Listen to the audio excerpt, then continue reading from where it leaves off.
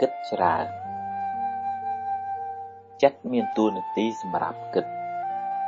តែបើគិតរញ៉េរញ៉ៃពេកវានាំទុកមកដាក់ខ្លួនវិញមិនខាន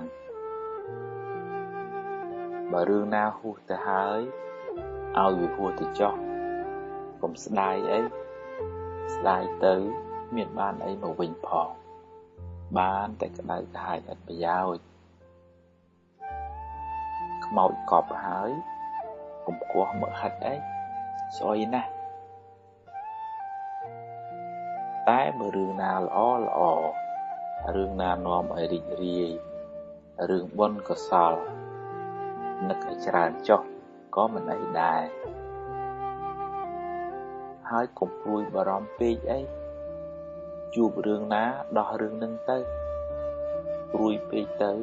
គ្មានបានអីមកផងបានតែលំបាកខ្លួនឥតប្រយោជន៍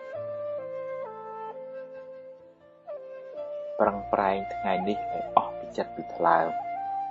សង្ឃឹមថាថ្ងៃស្អែកនឹងបានល្អតែបើមិនបានល្អទេក៏កុំមួម៉ៅអីដោះស្រាយទៅជីវិតគឺអញ្ចឹងឯងមានអ្នកណាដឹងមុនទេកុំស្មុគពេកអី